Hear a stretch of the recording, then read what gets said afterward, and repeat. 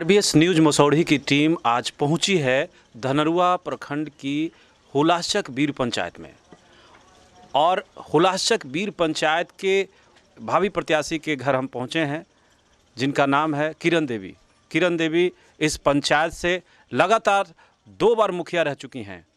हालांकि पिछले बार के चुनाव में थोड़े अंतर से वो पिछड़ गई थी, लेकिन इस बार फिर पुनः दोबारा इस बार मैदान में है, पंचायत चुनाव के चुनावी मैदान में है। हम बात करेंगे चुनावी प्रक्रियाओं को लेकर के, यहाँ के हालातों को लेकर के और उनकी कार्ययोजना को लेकर के। चूँकि 2 बार लगातार वो मुखिया रह चुकी हैं और उसके बाद तीसरी बार में उनकी हार हुई थी, लेकिन वो बहुत ही कम अंतर से चौथी बार फिर मैदान में है और उनका एक कहा जाता है कि इलाके में बहुत बड़ा समर्थन रहा है। तो हम बात करेंगे कि इस बार वो किन मुद्दों को लेकर के आ रहे हैं चुनाव मैदान में। हम बात करेंगे, उनके प्रतिनिधि हैं और पति हैं जितेंद्र जी से। जितेंद्र जी हमारे बीच हैं और चलिए हम जितेंद्र जी से बात करते हैं। जितेंद्र जी, आरबीएस टीम मसौढ़ी की ओर से आपका बहुत बहुत स्वागत है। क्या कहना चाहेंगे आप? ऐसा है कि जिस पंचायत में हम हैं और हम पिछले बार में 2 बार रहे भी, हमारी पत्नी 24 घंटा ही पंचायत के अंतर्गत रही है, जो इसका भी प्रभाव हमारे पंचायत में है, व्यवहार का, कार्य का। और सबसे बड़ा चीज़ है कि यह बाढ़ सुखाड़ से तबाही वाला पंचायत है, 3 नदी का पंचायत है और यहाँ बहुत सा प्रवासी मजदूर काम नहीं रहने के वजह है चला जाता है। उस सब पर पैनी नज़र रखते रहे। पिछले बार में भी हमने बीपीएल के सवाल पर भी बीपीएल बनाया, घर घर पेंशन बनाया, घर घर कैंप लगा करके, यानी गांव-गांव में कैंप लगा करके पेंशन, यानी वृद्धा, विकलांग के, विधवा। और पिछले बार का भी मान ली कि थोड़ी अंतर से हम हारे, लेकिन पूर्ण विश्वास है कि इस बार कई गुना से हम आगे जीतेंगे। अब जैसे एक तरफ पे देख रहे हैं, अभी 6 महीना पहले से ही धड़ल्ले से उड़ाया जा रहा है, बाहुबल, धन बल, लेकिन हमारे पास है जनबल और वह जनबल के बदौलत हम जीतेंगे, निश्चित जीतेंगे। आपके पास जनबल, ऐसा मानना है जितेंद्र जी का। सवाल है जितेंद्र जी, आपकी पत्नी लगातार 2 बार, आप कह सकते हैं, जहाँ तक मुझे पता है कि 2 बार वो मुखिया रह चुकी हैं और तीसरी बार जब वो मैदान में आई थी तो उस वक्त थोड़े से अंतर से चूक हो गई थी और वो हार गए थे चुनाव। तो इन 5 सालों में आपने वो वजह को ज़रूर टटोला होगा कि आखिर किन वजहों से उस समय आप पीछे रह गए थे, क्या वजह रही है? ऐसा है, जो समांती धाक वाले लोग बड़ी तरह का रणनीति अपनाते हैं, उसमें सफल कर जाते हैं। हम लोग उतना दाव पेच नहीं समझ पाए थे कि यह मेरे अंदर ऐसा मेरे घर में ही सेंधमारी करेगा। यहाँ पर एक दलित में से ही आता है और दलित में से ही खड़ा किया गया, बगल में जानबूझ करके ही प्रश्न किया गया था कि जिसमें यह चुनाव हार जाए। यहाँ प्रवासी मजदूर अभी भी है, कोरोना के दौर में भी लौट करके आने के बाद फिर जाना पड़ा है।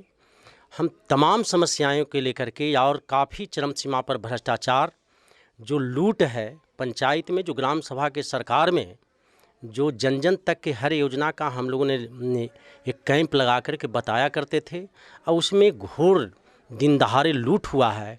फिर 7 निश्चय में हमारे मुख्यमंत्री महोदय द्वारा बनाया गया, यानी कानून बनाया गया 7 निश्चय, और उसमें से प्रमुख नल जल का था।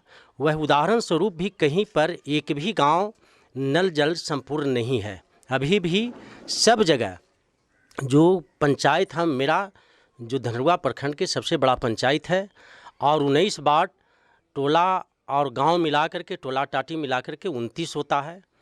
और इसमें कहीं भी कुछ गांव तो ऐसा है मेरा कि धर लिया जाए, जिसका आज तक आने जाने का रास्ता भी नहीं है। अब चले जाएं बिसुनचक में, चले जाएं बालक चक में, चले जाएं ये बड़ा छितरौली है पासमान टोला, वहाँ कि ज़रा सा पानी पड़ जाएगा तो आज मोटरसाइकिल कम से कम एक न्यूनतम सवारी है वो भी नहीं जा सकता है। ये सारी समस्याएं हैं। फिर दिन दहाड़े 20,000 25,000 इंदिरा आवास में लूटा जा रहा है, लिया जा रहा है। इसके लिए मार पीट करके भी लिया जाता है।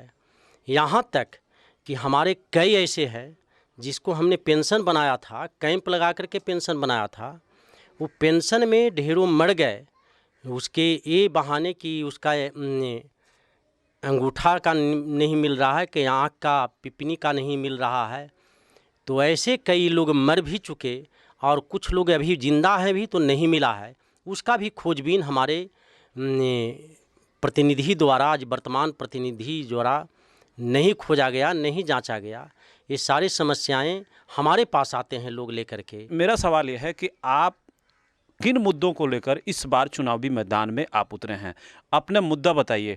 क्या आप मुखिया को काउंटर करते हुए जाएंगे या फिर आपके पास कोई नई योजना है?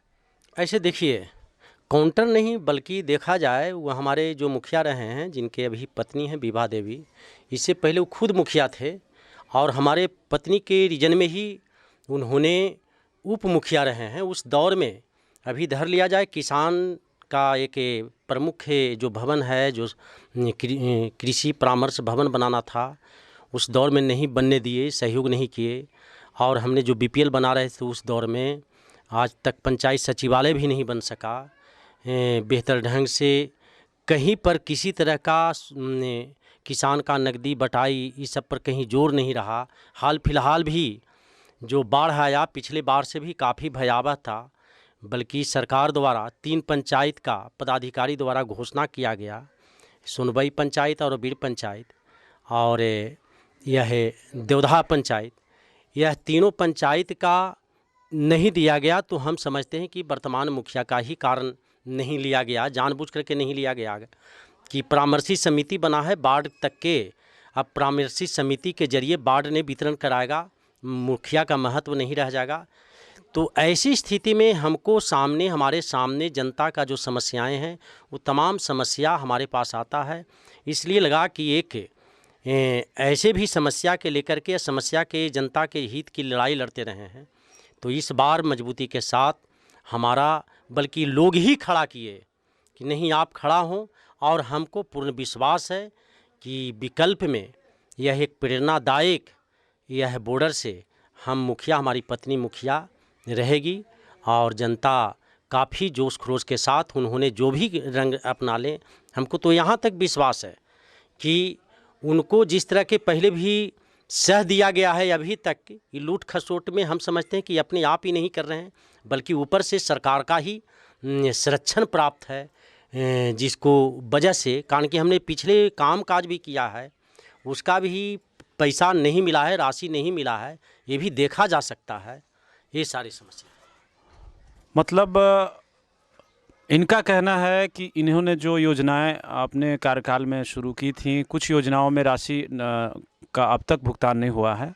एक बहुत बड़ा फैक्टर होता है हमारे बिहार में, चाहे वो पंचायत का चुनाव हो, चाहे विधानसभा का हो या फिर सांसद का हो, जाति बहुत बड़ा मुद्दा होता है। जातिगत जो फैक्टर है उसे हम नज़रअंदाज नहीं कर सकते। इस पर आपका क्या कहना है? देखिए, हम लोग जाति तो है ही, ये तो लोकल चुनाव है और यहाँ तक कि हम लोग ने मांग किया है, कोशिश करते रहे हैं कि 6 प्रतिनिधि का वोट डाला जाता है। हमारा 6 प्रतिनिधि यानी वार्ड, पंच, सरपंच, मुखिया, पंचायत समिति, जिला परिषद, 6 जनता के आवाज़ बने, जनता के हित के रहे, जनपक्षीय वाले रहें और उनके साथ हमें कोशिश मेरा है कि एक मॉडल हो बिहार में। अभी जैसे चल रहा है किसान आंदोलन, और कहिए तो वह सांप्रदायिक के ताकत के खिलाफ है किसान आंदोलन है, और मेरा भी बिहार में यह पंचायती राज के चुनाव में भी ये दिखाई पड़े। मैंने कहा कि जातिगत फैक्टर कितना है, आपने गोल मटोल जवाब दिया, आपने सही बताया नहीं। मैं जानना चाहता हूं कि जातिगत फैक्टर क्या है, क्या रहेगा इस बार के चुनाव में, या ये भी मुद्दा में शामिल होगा? क्योंकि हमेशा ये देखा गया है कि जातिगत एक बहुत बड़ा फैक्टर होता है। जैसे जाति में तो है, लेकिन मैं समझता हूं कि एक विचारधारा का मुद्दा मेरे सामने है हमारे गांव में, कारण कि सबसे जाति के हिसाब से देखा जाए तो पिछले बार भी आज भी हैं, जो सबसे कमज़ोर, बहुत कम संख्या वाला जाति में हम ही हैं, लेकिन जनता का वोट मिलते रहा है, टक्कर में रहे हैं, आज भी हैं। तो हम समझते हैं कि ये जातीय है बिहार में, लेकिन एक बावजूद भी हमारा विचारधारा का वोट मिलेगा। पंचायत चुनाव में इस बार के हुलासचक बीर पंचायत में, जैसा कि कहना है किरण देवी के पति हैं जितेंद्र राम जी जिनसे हम बात कर रहे हैं, जातिगत फैक्टर बहुत ज़्यादा मायने नहीं रखता। कुसमन में करीब करीब 700-800 वोट हैं, यहाँ मतदाता हैं, और यहाँ से इन गांव वालों ने पूरा मिल करके अकेले अपने प्रतिनिधि को चुन लिया है, किरण देवी को। तो सवाल यह है कि अब गांव के लोग आपको मुखिया तो बना ही दिए, अब गांव के लोगों ने आपको अकेला चुन लिया कि हमारा मुखिया जो रहेगा वो किरण देवी होगा। अब अन्य गांव में जितने पूरे पंचायत हैं, कहा जाता है कि प्रखंड का सबसे बड़ा पंचायत माना जाता है ये हुलासचक बीर। अन्य पंचायत, अन्य गाँव में, इस पंचायत के अन्य गाँव से कैसे वोट आप तक पहुँचेंगे? बहुल मेरा पंचायत में बहुल यादव जाति का संख्या है और यादव जाति में कई प्रतिनिधि हैं। हम समझते हैं कि और उस अनुपात में एक जो देखने को मिल रहा है अभी तक, एक बिंद जाति में है और दूसरा हम हैं जो चंद्रवंशी में से हैं। और हमको पिछले चुनाव का एक अनुभव, और आज वह बिंद जाति के हैं बीर से, तो मैं समझता हूँ कि मेरा जो वोट जो दलित के बात रख रहे थे दशरथ के बारे में, तो जाति के हिसाब से भी हम समझते हैं कि सारे लोग यादव जाति के अंदर भी पहले की अपेक्षा हम समझते हैं कि एक अलग रुख अपनाए हैं हर जाति में। तो हम समझ रहे हैं कि निश्चित तौर पर हमको एक विचारधारा और मेहनत कस के पक्ष में रहे हैं। और पंचायत के अंतर्गत जैसे हमारा मुखिया जी 24 घंटा रही है और बाकी प्रतिनिधि पंचायत में नहीं रहते हैं। आपकी जनता है पूरे पंचायत में, उनके लिए आप क्या संदेश देना चाहेंगे? संदेश तो पहले बता चुके हम कि हमने, मेरा जो कोशिश और प्रयास रहा है कि पंचायत सरकार जो हो, जो 6 प्रतिनिधि के बात किए थे, तो ऐसा दीजिए और हम लोग कोई प्रतिनिधि ऐंठ करके नहीं चल सके।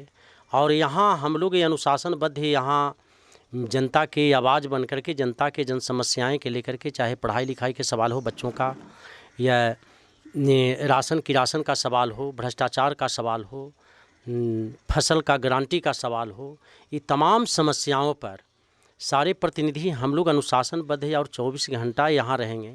पूरी चीज़ें स्वास्थ्य के सवाल पर, जो अगर भयावह स्थिति देखा गया कोरोना के दौर में, तरफ तरफ के मरते देखा और सरकार का कहीं पर कोई एहसान नहीं देखा, बल्कि ग्रामीण ही डॉक्टर, हम समझते हैं कि जो भी कुछ बचा भी तो ग्रामीण डॉक्टर के द्वारा ही बचा।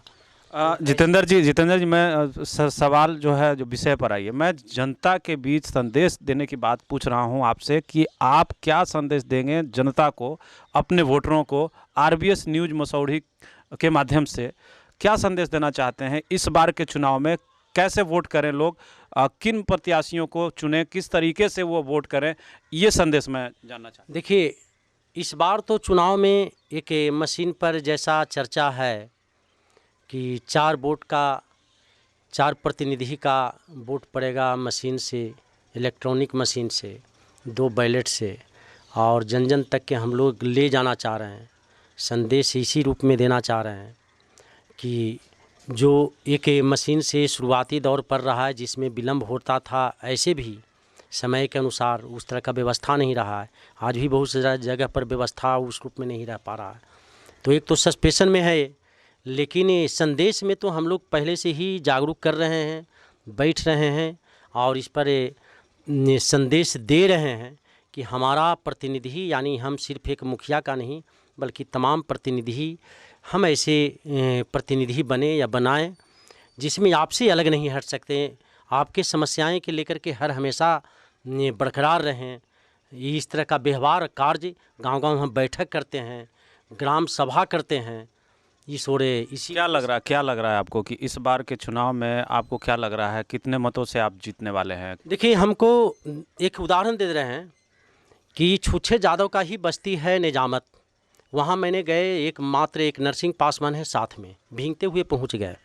मैंने एक अनुभव देखा कि वहाँ बोले लोग कि हमको यही नेता चाहिए, ऐसा ही चाहिए जो हवाई नहीं ज़मीनी चाहिए, किसी भी वक्त बुला लें चले आए, ये चले आने वाले हैं, हमको ऐसे लोगों के देना है। तो इससे अनुभव हम करते हैं कि पहले से हम 2 गुना, यानी वोट जीतना हम 400 के लगभग में जो पीछे रहे थे, उससे पार करेंगे। इसलिए पार करेंगे कि एक तो है कि यह दशरथ थे, इधर से कोई खड़ा नहीं है मेरे खिलाफ, और दूसरा है कि जनता के जो आवाज़ है, खुद बीर में भी आवाज़ है, ननौड़ी में भी आवाज़ है, जिनको लगातार कंपटीशन में चल रहे हैं 6 महीना पहले से। उसके विकल्प में हमारा जनसंपर्क हम न भी जा रहे हैं, हमारा तबीयत ठीक नहीं रह रहा है, कोरोना से किसी तरह से बच गए, लेकिन ये सारे चेहरा अगल बगल में देख रहे हैं, ये तमाम लोग रात दिन एक करके जाते हैं, पैदल जाते हैं, साइकिल से जाते हैं, मोटरसाइकिल से जाते हैं। मेरा जो ये है, तो इससे पूरा विश्वास है, जो न्यूज़ देते हैं, बताते हैं, वही हिसाब से हम समझते हैं कि सब जगह जा रहे हैं। तो हमारा जितना जनसंपर्क में है वो तमाम लोगों का चाय पिलाना, नाश्ता कराना, सत्तू पिलाना, यानी या कोई पैसा ही छींट रहे हैं। तो इससे हम अनुमान लगाते हैं कि अंदरूनी वोट हमको पहले की अपेक्षा कई गुना बढ़ेगा। पहले की अपेक्षा बहुत कई गुना बढ़ेगा, और ये कह रहे हैं, दावा है इनका कि इस बार के चुनाव में इनकी पत्नी भारी मतों से जीतकर आएगी। तो मित्रों, मैं ये आप लोगों से बताना चाहता हूं कि आरबीएस न्यूज़ मसौढ़ी की टीम जो आज पहुंची है हुलासचक बीर पंचायत में, धनरुआ का ये सबसे बड़ा पंचायत माना जाता है। यहाँ प्रवासी मजदूर बड़ी संख्या में होते हैं। कोरोना काल में बहुत सारे त्रासदी ऐसे आए, बहुत सारे समस्याएं आई, जिसे लेकर मुखिया न रहते हुए भी, जैसा कि इन्होंने बताया जितेंद्र जी ने, कि इनकी पत्नी और इनके परिवारों वालों ने बहुत कोरोना काल में लोगों की मदद की।